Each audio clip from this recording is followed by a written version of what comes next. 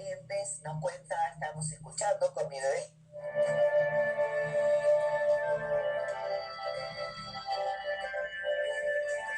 Bueno, cualquiera que haya realmente querido encarnar este mensaje que la iglesia emite, a veces lamentablemente solo declamativamente, a veces es una cuestión de discurso, muchas veces es una cuestión de compromiso real y de testimonio.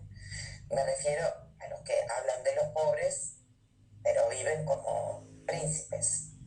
Y me refiero a los que hablan de los pobres y están comprometidos, y eso no significa que se tenga que ir a vivir a una villa, ¿eh? No vamos a caer en este simplismo bastante poco fecundo, digamos, ¿no?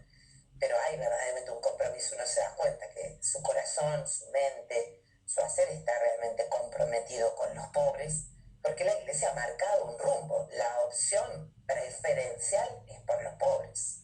Esto uno puede estar de acuerdo o no, pero esto es explícito. La iglesia dice la opción preferencial por los pobres. Ya vamos a ver en qué documentos, cuándo y por qué llega a esa conclusión.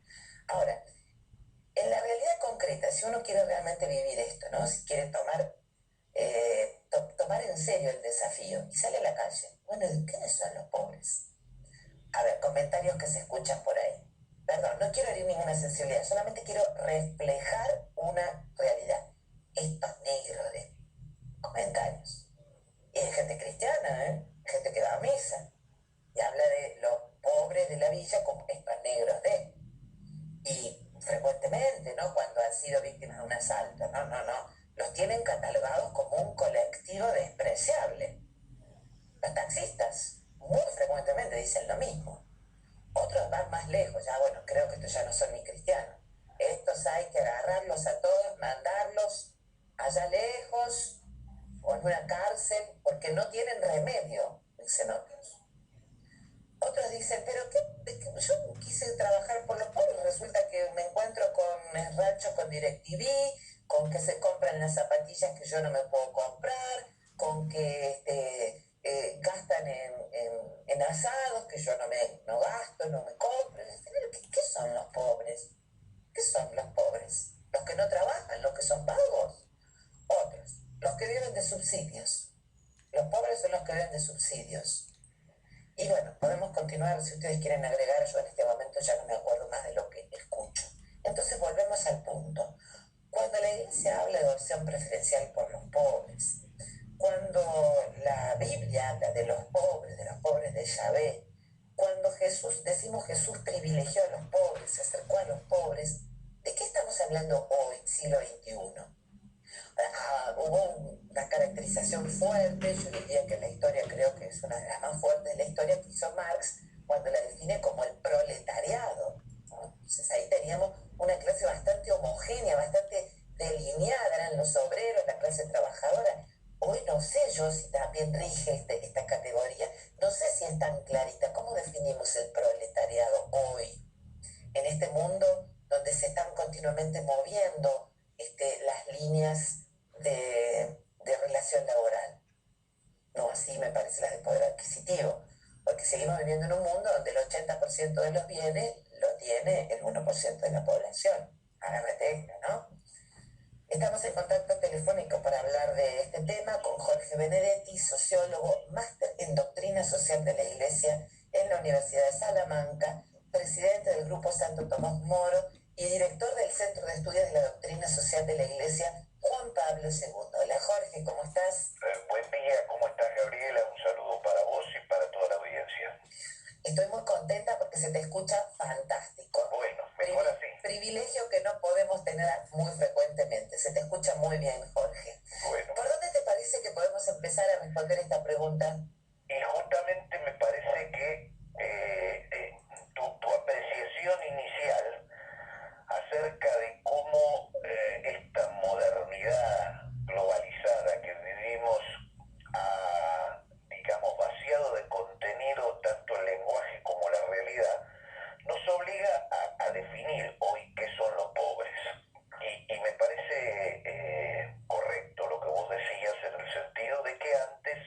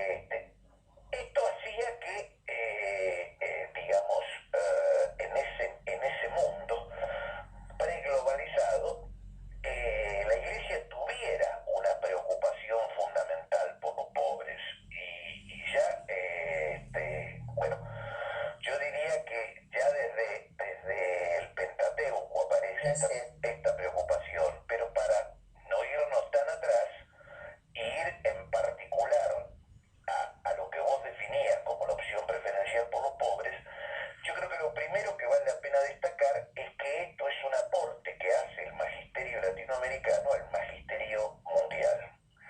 Es en Medellín, en 1968, donde por primera vez explícitamente en un documento de la Iglesia se habla de la opción preferencial. O sea, la Iglesia se ocupa de los hombres, de los pobres, de los no pobres e inclusive de los empobrecedores, pero hace una opción preferencial por aquellos a los que llama en ese momento pobres, diciendo que el particular mandato del Señor de evangelizar a los pobres debe llevarnos a una distribución de los esfuerzos y del personal apostólico que dé preferencia efectiva a los sectores más pobres.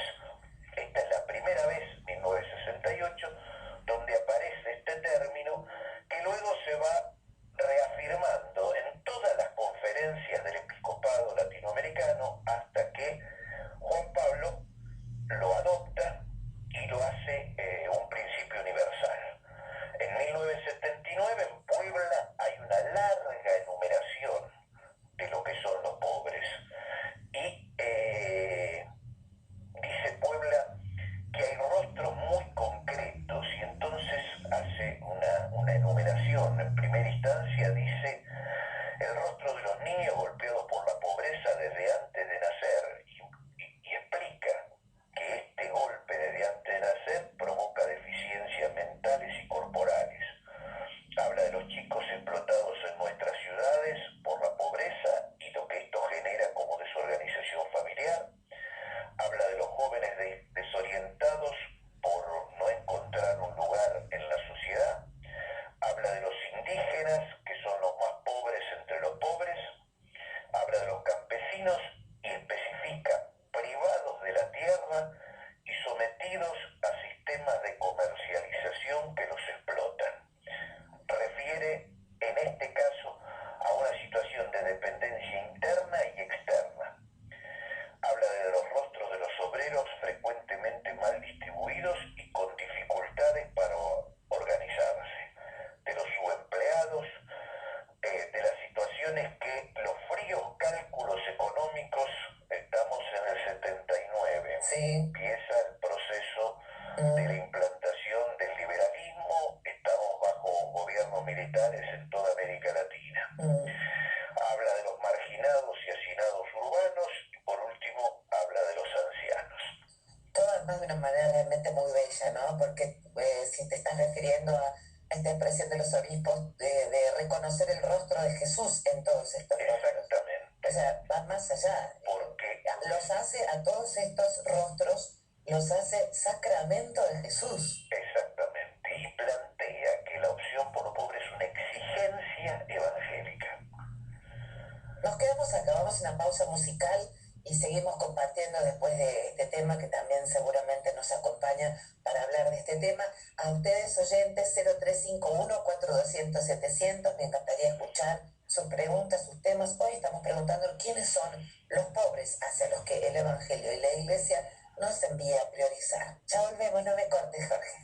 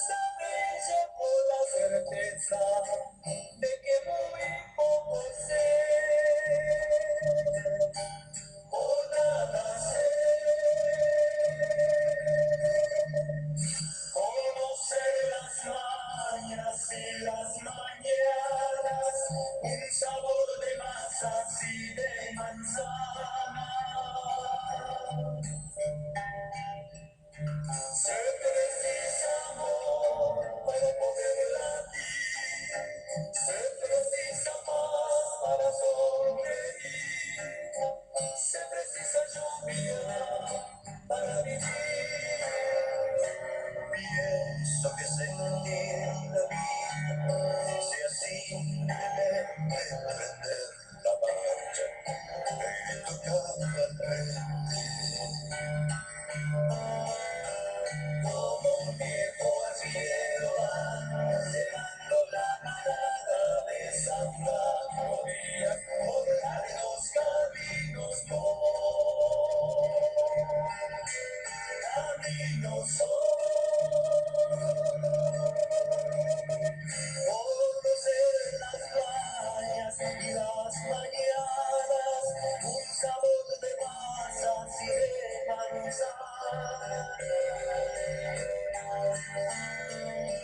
Se precisa amor para poder latir, se precisa paz para sonreír, se precisa lluvia para vivir. Todo el mundo ama un día, todo el mundo llora un día que llega y otros te abandonan.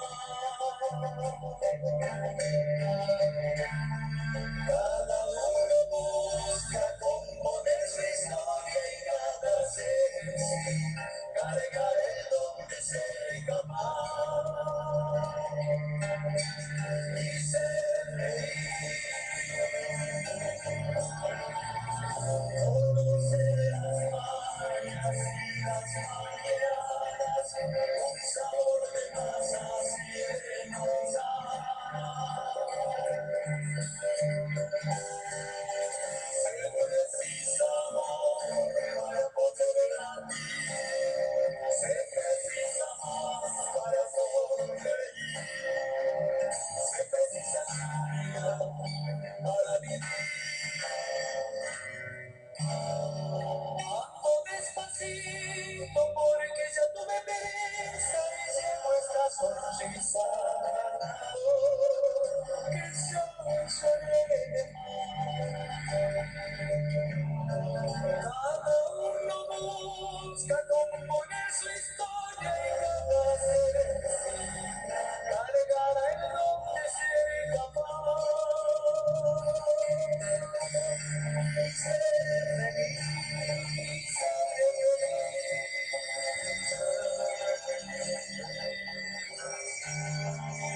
Los cuatro de Salta tocando al frente.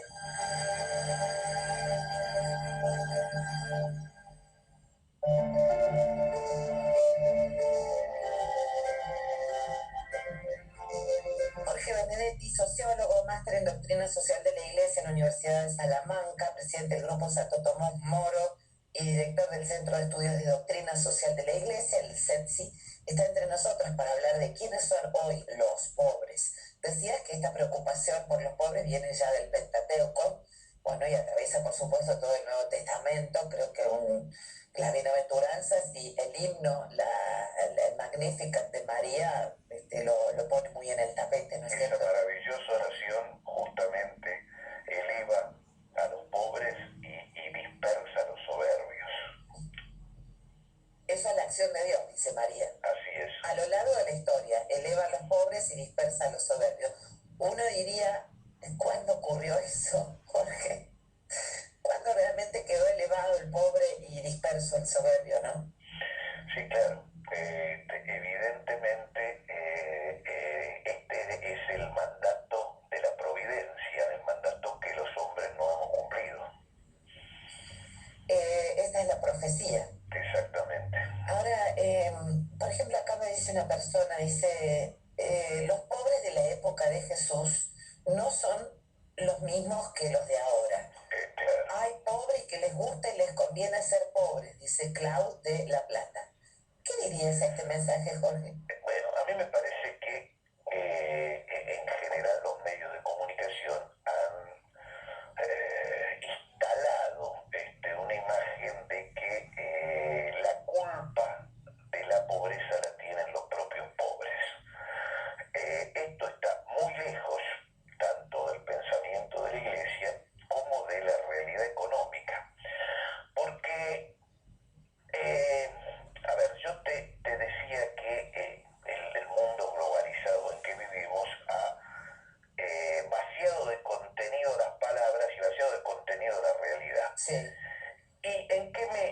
me sustento para decir esto? Durante siglos en la historia de la humanidad, los poderosos necesitaron brazos para la producción y para la guerra. Pues fíjate que los modelos femeninos a lo largo de la historia, inclusive hasta para referirnos a los que todavía por ahí vemos por televisión, hasta los modelos que aparecían en los 70, la mujer, digamos, puesta como excelsa belleza era Sofía Loren, Gina Lollobrigida, Brigitte Bardot. ¿Qué significaba esto? Eran mujeres con amplia cadera y amplios pechos. Sí. Esto le permitía amamantar y sostener dos críos al mismo tiempo. Este era el modelo femenino. La guitarra. Claro. La forma de guitarra. Exactamente. Ahora, con el avance tecnológico, ya no fue cada vez más necesario tener brazos para la producción porque la robótica reemplazó a los hombres. Y ya no fue necesario tener tantos brazos para la guerra porque hay misiles, hay esos famosos aviones que causan estragos, que usan fundamentalmente los Estados Unidos en la zona de conflicto. Sí, se profesionalizaron los ejércitos. Claro, pero además Menos gente. sin piloto. Claro. Y la guerra se maneja por computadoras. Entonces vos fíjate que cambió el modelo femenino. Ya no es, ahora el modelo femenino es un modelo mucho más flaquito, por decirlo en términos del barrio. Y recto, sin cintura y sin cadera. Exactamente. ¿Y eso qué relación tiene, digamos, con ya no hace falta engendrar hijos? Porque ya no hace falta, por eso el control de la natalidad en los planes que impone el Fondo Monetario Internacional y el Banco Mundial. Por eso hay una ideología antinatalista. ¿Por qué? Porque aparece algo que Aparecida con absoluta lucidez termina de describir los rostros de los pobres y dice: los excluidos no son solamente explotados, sino sobrantes y desechables. O sea, Duplicó la apuesta, parece. claro, el hecho de ser explotados pasa a ser un privilegio ahora. Los que no se explotan son desechables. Entonces, ¿qué hay que hacer? Como decías vos hace un ratito, o un oyente, bueno, que hay que matarlos, que hay que descartarlos. ¿Por qué?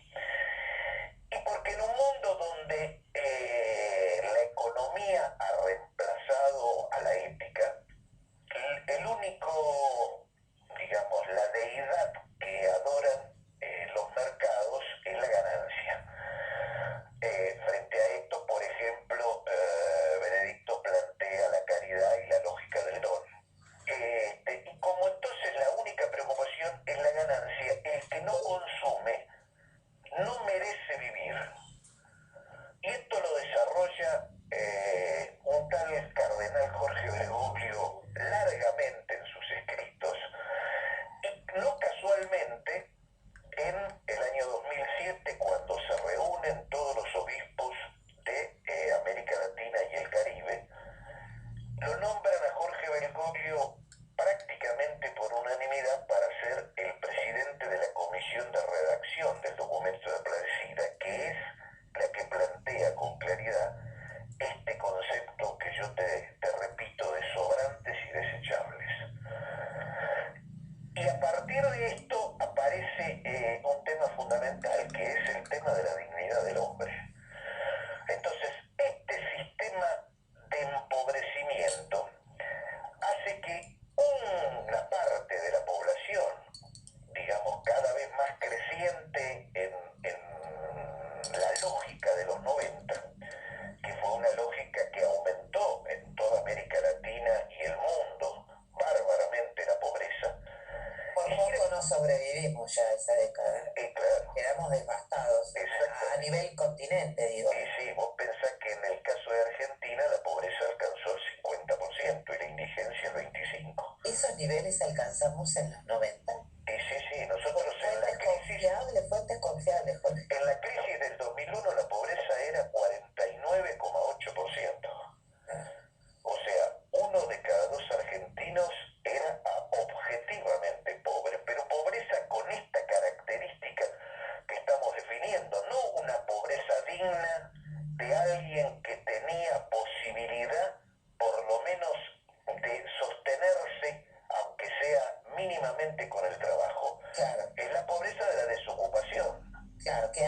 con todo, o sea, arrasa económicamente, o sea, materialmente, y arrasa espiritual y psicológicamente. Es decir, cuando entra la desocupación, y además acá se hizo un estudio, han hecho un estudio en una fundación, y llegaron ya a 3 las generaciones en cuyos hogares no se habla de trabajo. ¿Me explico? Es decir, se desconoce, el chico nace en un hogar donde ni su padre ni su abuelo nunca trabajaron.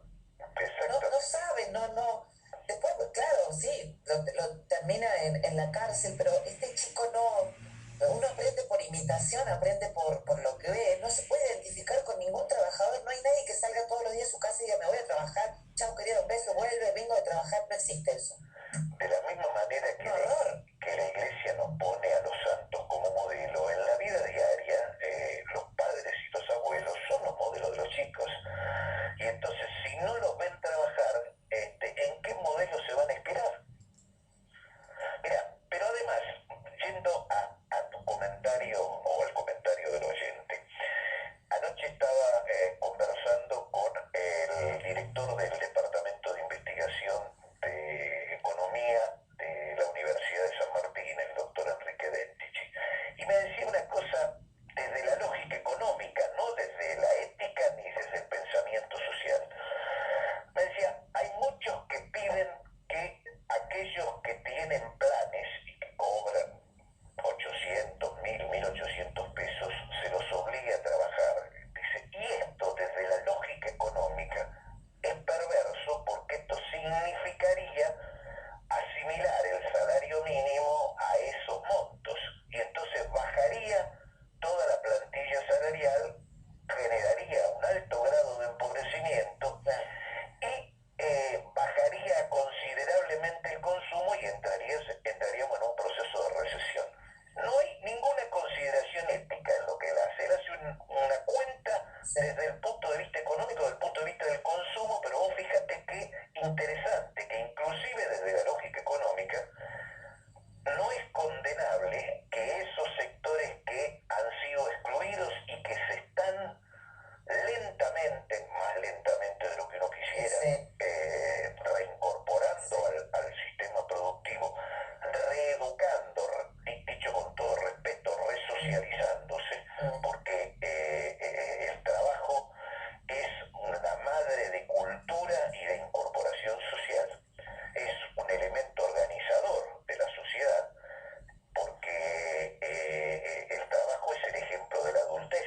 El adolescente es aquel que no puede pensar en futuro, no puede pensar en familia, no puede pensar en trabajo. Cuando antes decíamos a los 18 años, ya tiene la necesidad de pensar en trabajo y de pensar en familia, porque va indisolublemente ligado. Se puede construir una familia si uno tiene trabajo, porque entonces puede pensar el porvenir. Si no, no podría pensarlo.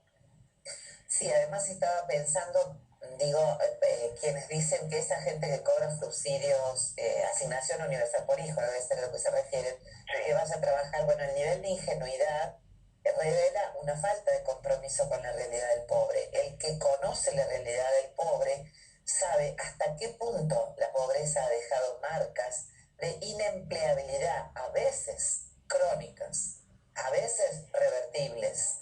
Es decir, no son empleables muchos de esos que reciben subsidios porque la pobreza ha hecho estragos en su sistema nervioso. Diría un médico, por ahí no están cableados esos jovencitos, digamos, ¿no?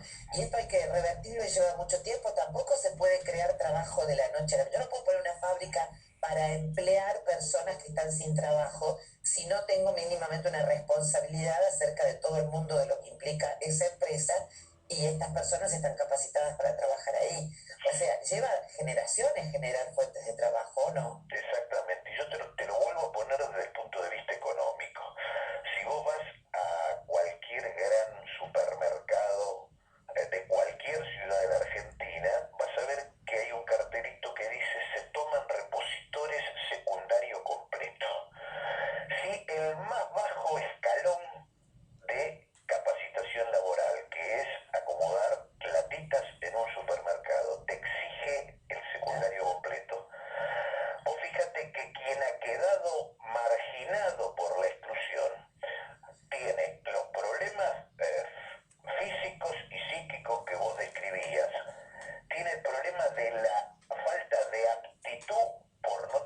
conocimiento, pero además tiene el problema de la falta de acreditación. No tiene el secundario, no puede acomodar latitas en el supermercado.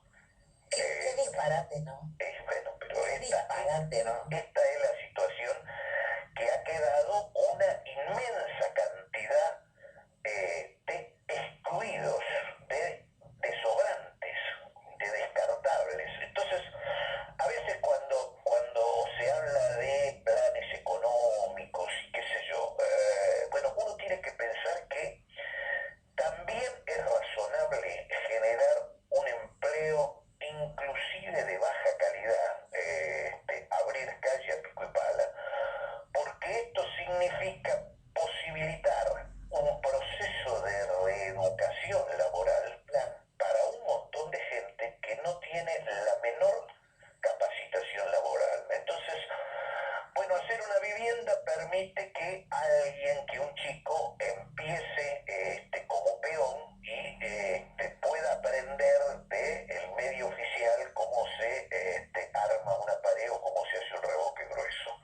Bueno, este tipo de emprendimientos permiten empezar un proceso de resocialización y permiten incorporar a estos sectores que objetivamente en toda América Latina,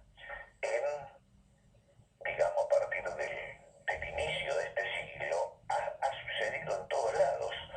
En Brasil, en Argentina, en Perú, en Venezuela, en Ecuador, digamos, ha habido un proceso que ha permitido que gran cantidad de sectores se incorporen, pero inclusive vos fíjate todavía la debilidad que quien aparecía como gran potencia y como gran modelo, que era Brasil, Miren cómo está. hoy está padeciendo las consecuencias de corregir, comillas, los excesos del populismo.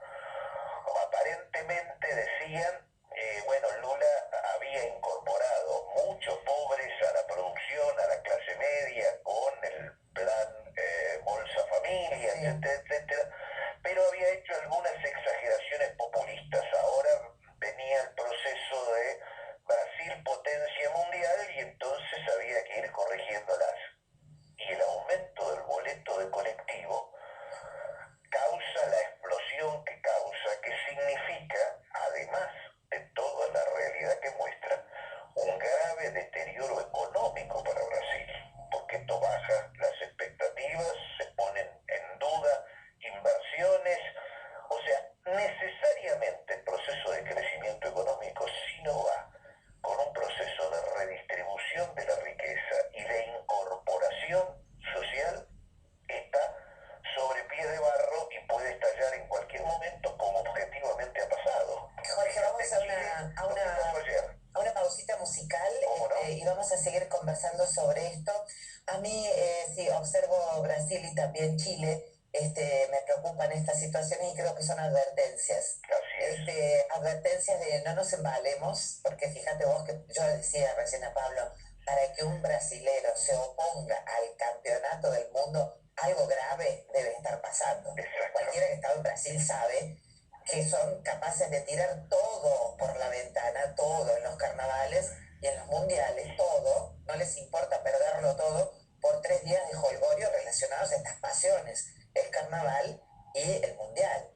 O han tomado conciencia de su razón de ser como perjudicados y excluidos, y me parece muy bien, y están dando un mensaje muy serio. Paren con la construcción de esto, porque acá no tenemos casas en los hospitales, y porque no tenemos remedios para nuestros chicos, y porque no podemos pagar el transporte.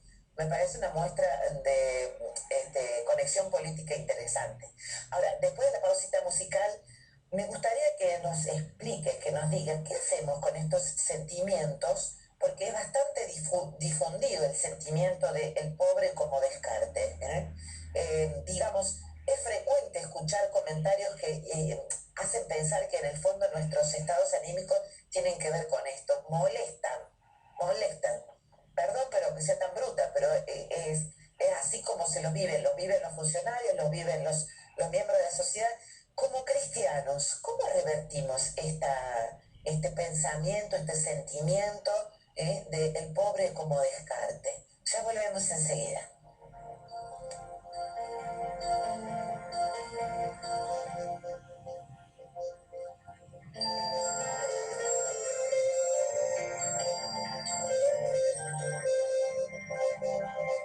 Para sentir América no alcanza con hablar en castellano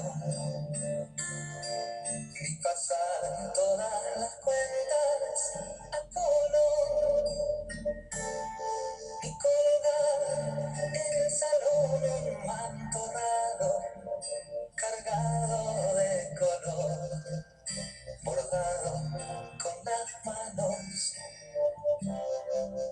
Para sentir América no alcanza con decir que tierra bella, qué paisaje, cuánto verde, cuánto sol, qué buen aire en este hotel de 5 estrellas, qué buena su canción, que venga otra botella. Hay que vivir en su pellejo, hay que subir el barrio viejo y desde ahí sentir América. Hay que aguantar la nube gris debajo de un techo de zinc para decir así es América.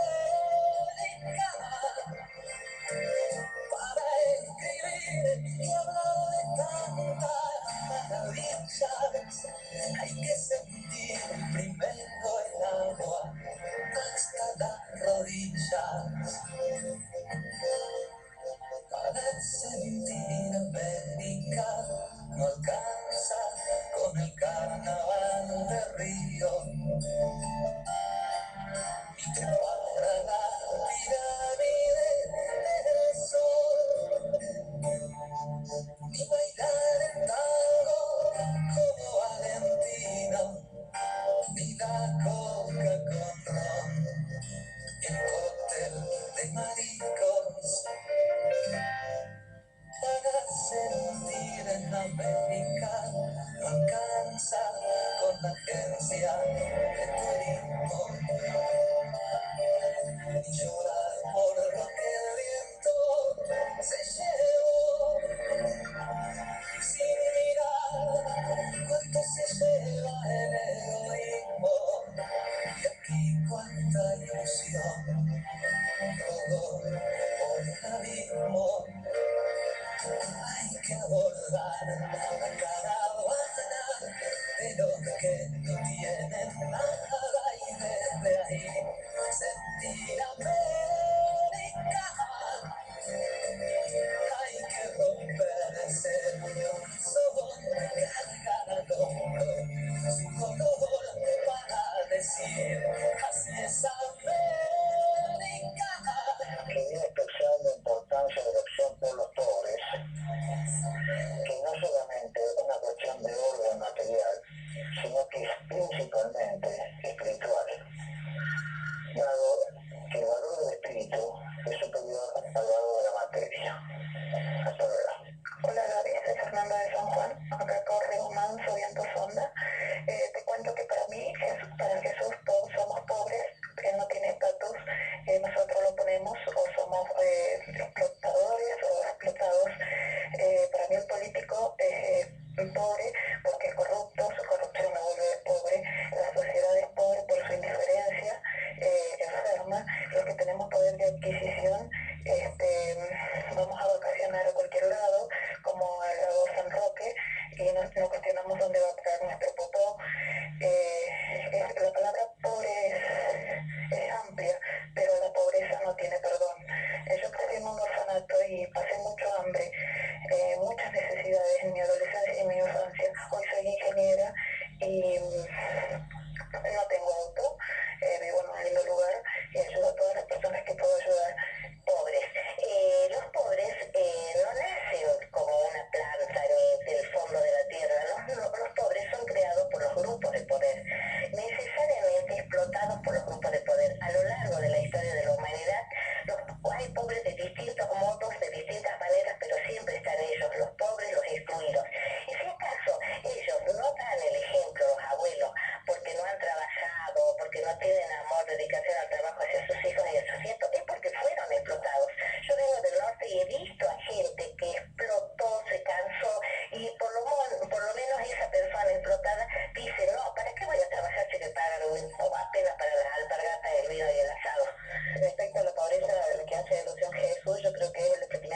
material o de la tecnología de avanzada, digamos, pero como una elección hecha libremente, no de miseria impuesta por la injusticia de los hombres.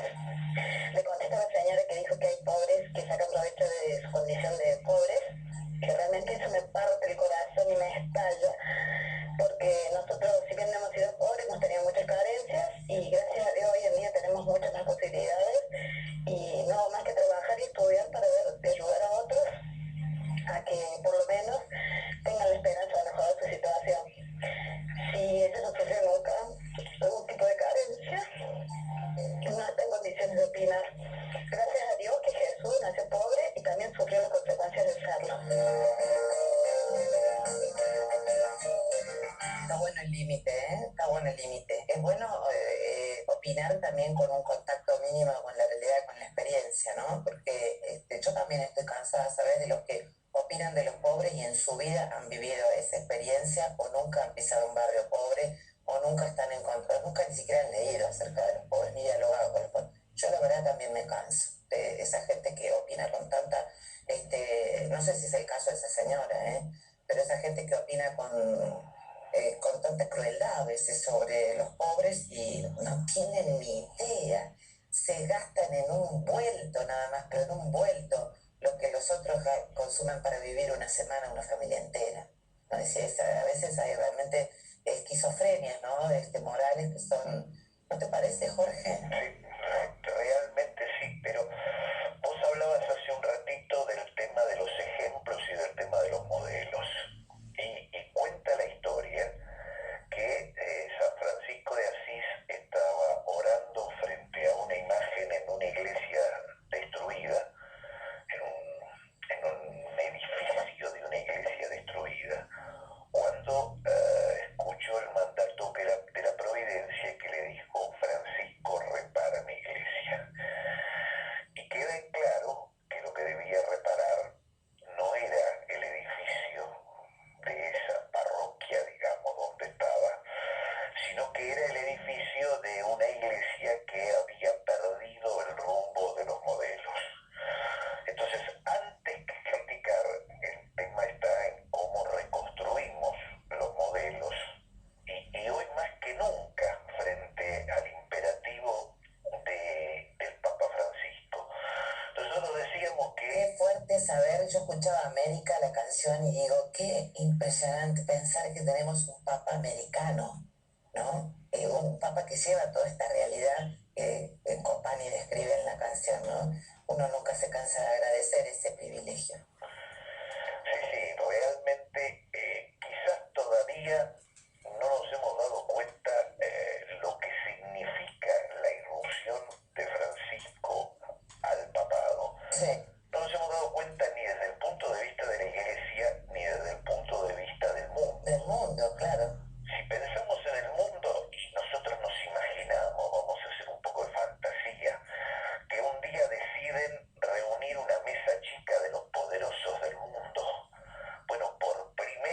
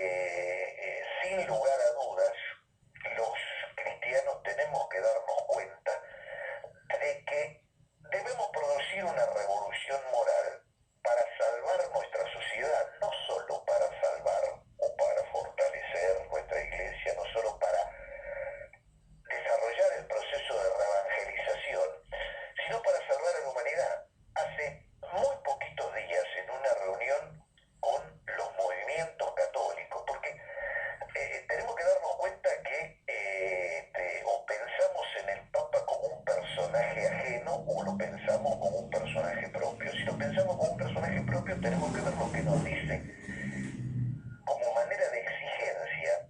Te decía, hace muy pocos días le dijo a los movimientos católicos reunidos en la Plaza San Pedro, si las inversiones en los bancos caen, tragedia, pero si la gente se muere de hambre, no tiene para comer, no tiene salud, no pasa nada. Esta es la crisis de hoy. El pensamiento de una iglesia pobre para los pobres va contra esa mentalidad. Vamos a invitar a la gente que siga participando.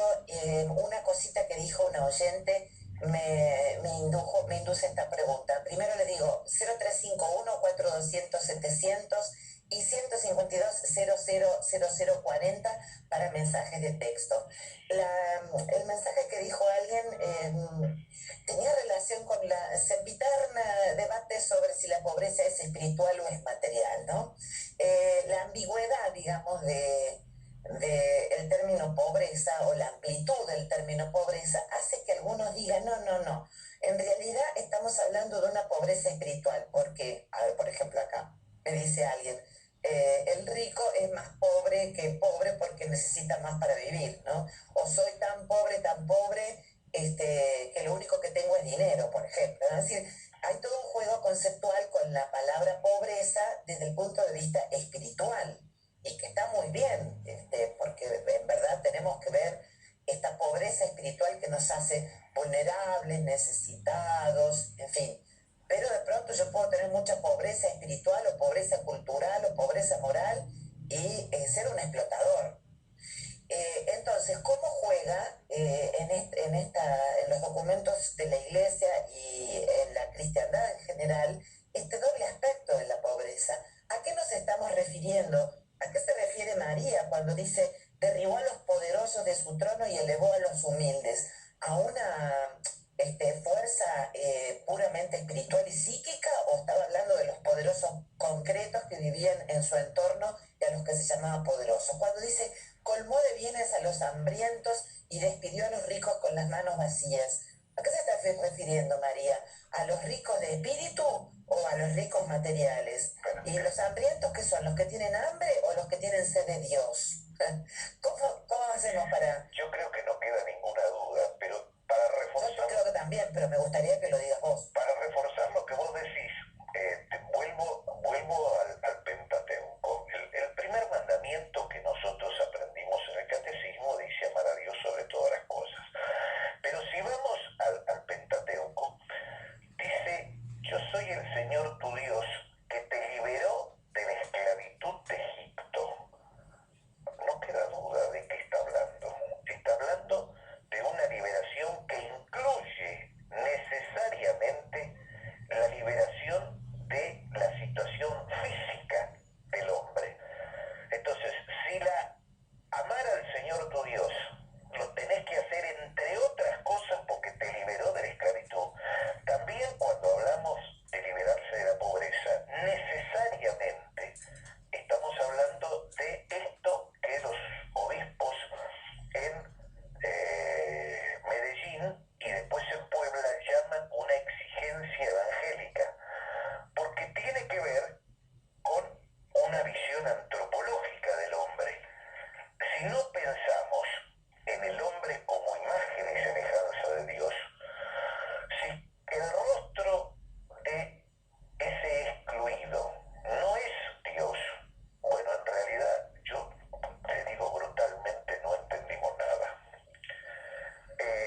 Entonces, si yo tengo que amar el rostro de Dios, no debo poder soportar esta situación de pobreza. Lo que sucede que nosotros nos hemos acostumbrado, y esto no es una crítica, es una descripción, a todos nos ha pasado, nos hemos acostumbrado a que los pobres son parte del paisaje. En muchos lugares del país, desgraciadamente, hoy no tenemos trenes urbanos, pero en la capital federal, en las grandes estaciones, vos ves chicos mendigando, vagando e inclusive drogándose, y ya casi no los vemos, ya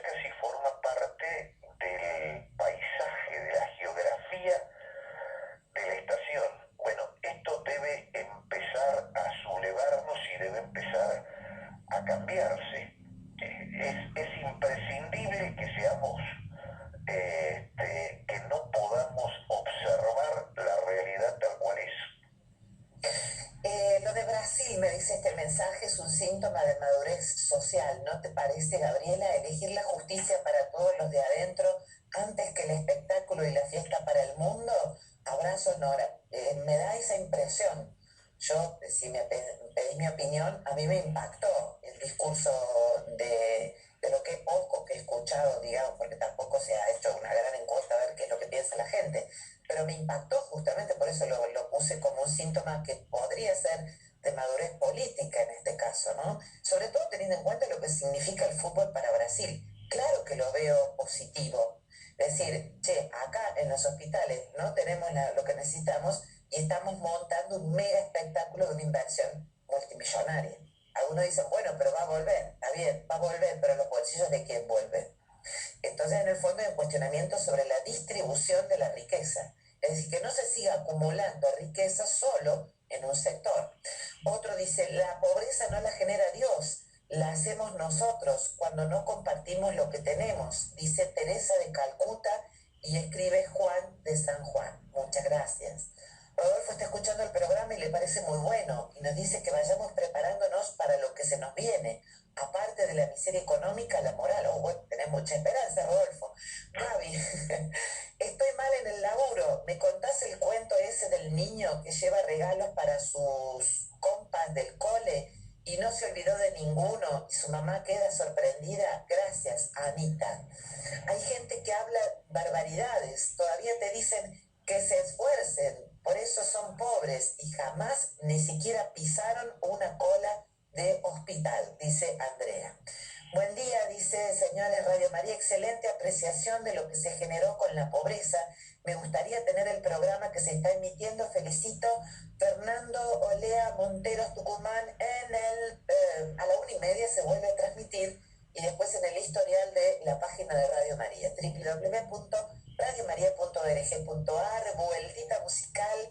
Me gustaría saber tu opinión sobre este tema. ¿Quiénes son los pobres? ¿Y cómo revertimos esa huella mental tan profunda que en este caso, según el último comentario de Jorge, se acostumbró a ver pobreza, indigencia, dolor, sufrimiento, explotación, marginalidad, como parte del paisaje urbano? Se utiliza bien la simulación, no es para celulares, zapatillas, simplemente yo siempre he utilizado para comprar los útiles, los chicos, ropa y bueno, siempre lo he utilizado para bien, ¿no es cierto? Y bueno, yo creo que por ahí me siento un poco herida con esto de subsidios que son todos para los villeros. Gabriela, yo quería decirte de que quien dice que quieren magnificar lo que dice no llega a los pobres. ¿Quién se levanta con Jesús en la boca? El pobre, el oprimido. Es el pueblo de Jesucristo. A él apunta él, al pobre, al marginado. Yo trabajo de los 8 años en casa de familia y solo estoy criando a mi hija, está en 4 años en la facultad. Y sin embargo Jesús me sigue sosteniendo. El magnificar es para los pobres. Gracias. Gracias. Sí, buenos días, soy de Venado Tuerto y sí, eso de la pobreza, realmente pobre es aquel que no se fija en el hermano que tiene a la par. Pobre es aquel que no puede mirar en la casa que tenemos, que es el planeta, todo lo ensucia, todo se arruina. Realmente yo considero la pobreza esa, porque hay pobres que son ricos y ricos que son tan pobres que tengan la paz. Un beso para todos. Gracias. Sí, buenos días. Está hablando Raquel de Santa Fe, de la Veracruz capital. En la Biblia dice que venimos de nudo y nos vamos de nudo. Diría la Madre Teresa de Calcuta. El que no vivió como los pobres nunca van a saber como los pobres, que ella era tan rica en espíritu. Es rica en espíritu los políticos, no son ricos en espíritu. Así que bueno, bendito sea que es tan difícil luchar por los pobres, luchar por los necesitados, que son ricos en espíritu los pobres. Y siempre en la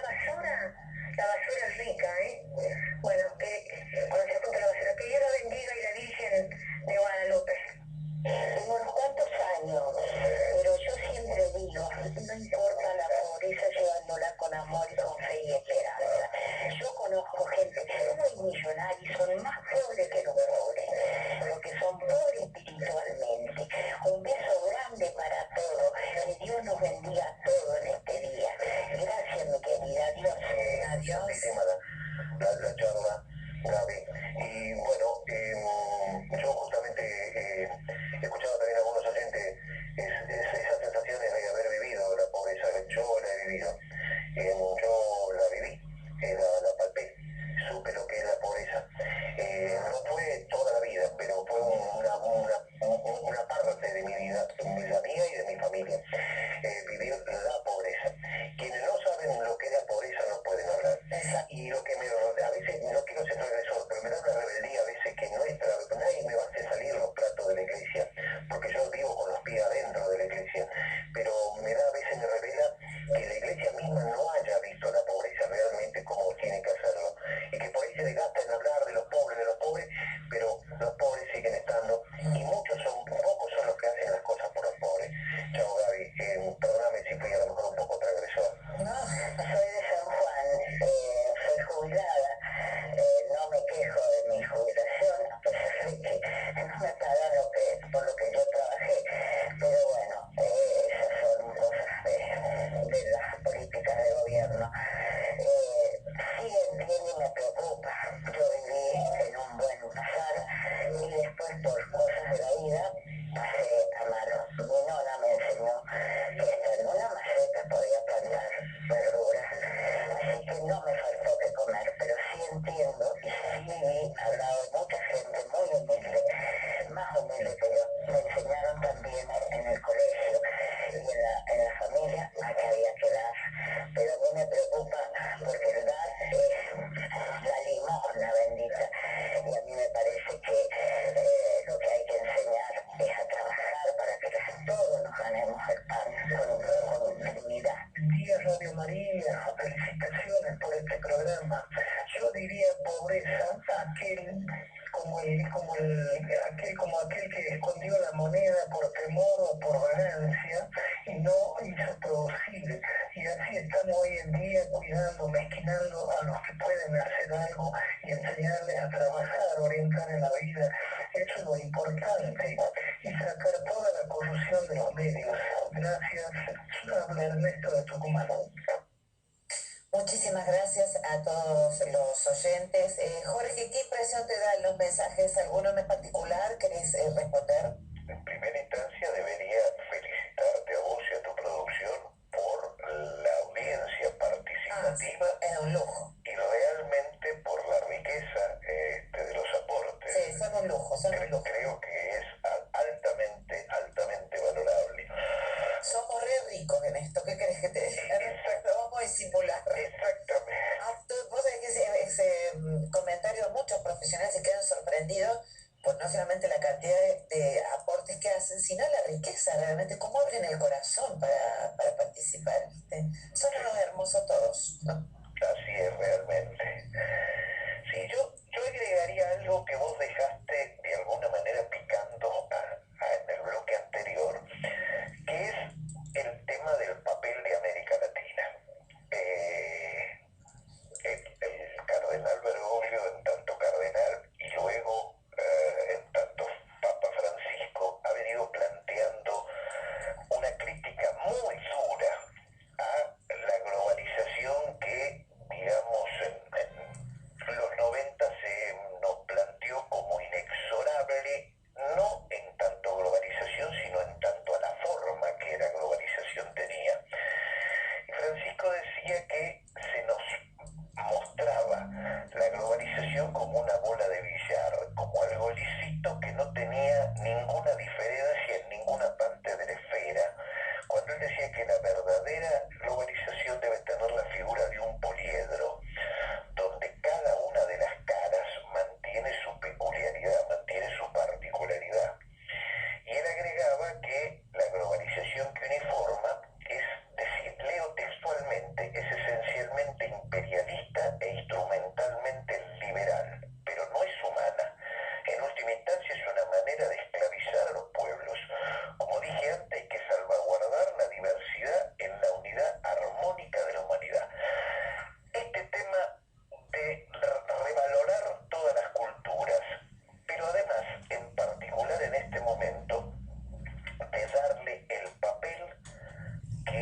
debe asumir América Latina en el mundo y en la Iglesia como un factor dinámico para toda la humanidad. Hace un año y pico yo fui invitado por el Pontificio Consejo de Justicia y Paz a un congreso en Roma, y por invitación de mis amigos del movimiento de los focolares fui a visitar el centro de la obra y tuvieron la dicha de atenderme los dos responsables para América Latina. Y yo con mi imprudencia y mi franqueza les hice un comentario, les dije, miren, yo veo que ustedes hacen que los focolares de Argentina y de América aprendan italiano.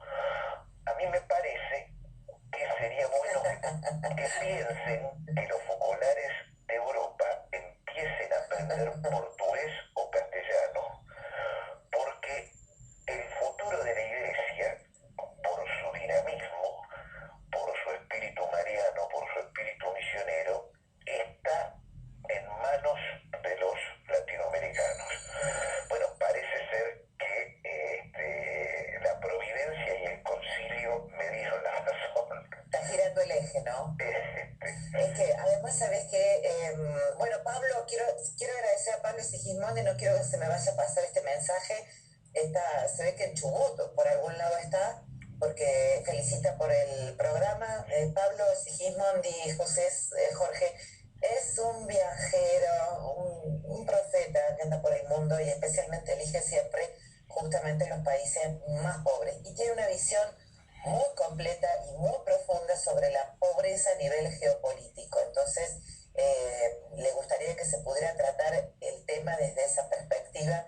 Mando un abrazo y felicitaciones al invitado de hoy. Excelente la entrevista.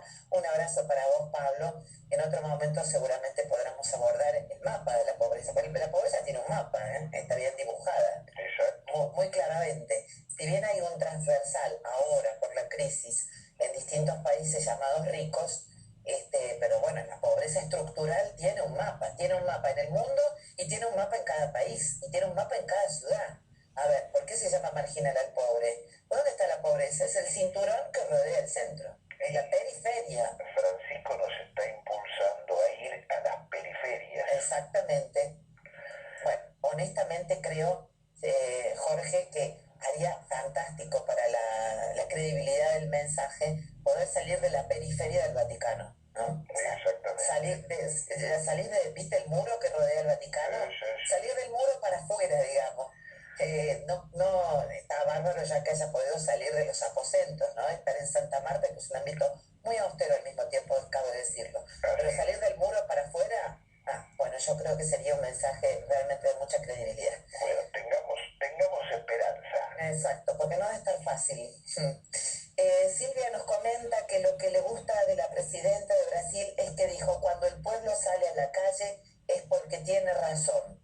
Nosotros podemos revertir la pobreza en nuestro país, no permitiendo que haya más corrupción, más gobiernos corruptos. Está bien lo que dijo, a mí también me impactó mucho, pero siguen dando palos en la calle, ¿eh? O sea, sí, la situación es muy compleja. 19,5 o 24 muertos, o sea, hay que también ver entre el discurso y los hechos qué es lo que está pasando. Mi madre tiene asignación por mis hermanos, no tiene ni tuvo jamás casa, con eso paga parte del alquiler. Por mi parte trabajo, me autosustento, pero no logro ayudarlos. La pobreza en nuestro caso no es de comida, sino en el tratar de poseer al menos un lugar donde vivir. Me conecto esto con este mensaje de esta señora tan genuino que dice, me duele cuando hablan de los que reciben la asignación universal por hijo como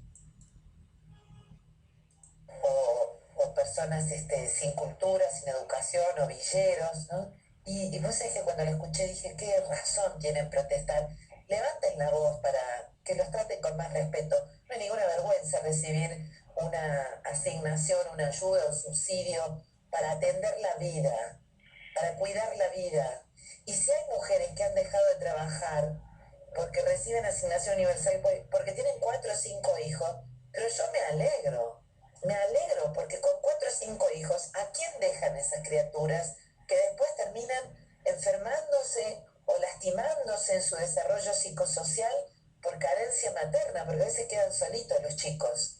Entonces, hay momentos en que es muy bueno que la sociedad le diga a esta mamá, oye, mami, deje de trabajar, vaya, cría a sus hijos por 3, 4, 5 años, porque si no después tenemos que invertir en psicólogos, en cárceles, en policía, en psiquiatras, en médicos, toda la carencia de afecto y de nutrición que la madre no le pudo dar porque no estaba presente. ¿No pensás lo mismo, Jorge?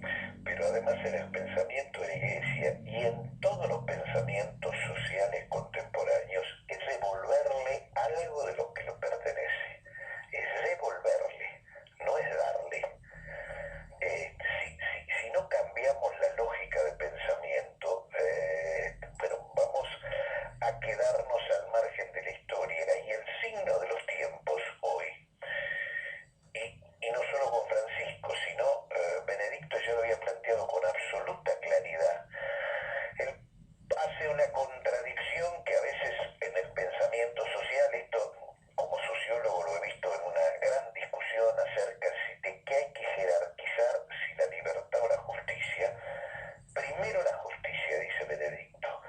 Entonces, vos fíjate hasta qué punto estamos llegando, hasta poner límites a la libertad de mercado, a la libertad de comercio, a la libertad de empresa, de lucro, porque primero está la justicia. Y el primer aspecto de la justicia es la justicia social. Es darle a cada hombre lo mínimo que necesita para vivir dignamente. Es o sea, hay una vieja institución en la Iglesia que es la imagen del jubileo, que era el año donde se devolvían las propiedades a cada uno y donde se perdonaban todas las deudas. O sea, ¿qué significaba esto? Que como la tierra, que era el único valor en ese momento, no existían las acciones, a Dios gracias para ellos, era la única riqueza y Dios le había dado la herencia para el conjunto de la humanidad. El pecado había hecho que hubiera apropiación, acumulación, y entonces el jubileo restablecía la justicia. Cada uno recuperaba su propiedad y se condonaban todas las deudas. Jorge, ha sido un gusto conversar con vos nuevamente y una vez más. Sigo pensando que, bueno, tenemos que formarnos, en primer lugar, los católicos, en el pensamiento del magisterio de la doctrina social de la Iglesia, en el pensamiento del magisterio latinoamericano. Invito a todos a leer este gran documento que es Puebla y Medellín, esos 2 grandes documentos, para que también podamos cotejar cómo está nuestro compromiso con la Iglesia y el magisterio de la Iglesia, ¿no? Porque muchas veces nos encontramos, escuchamos, afirmando, haciendo afirmaciones de tipo social en nombre de la Iglesia que son exactamente contrarias a lo que dice la Iglesia. Muchas gracias por compartir con nosotros esta mañana. Gracias a ustedes por el llamado. Entiendo que has terminado un libro que se llama La opción por los pobres, ¿es correcto? Así es, ayer hemos terminado los detalles, digamos, de tipografía y entiendo, si no me equivoco, que el lunes va a imprenta porque tenemos un compromiso, porque más importante que el autor del libro es el prologuista. El padre Pepe. Que es el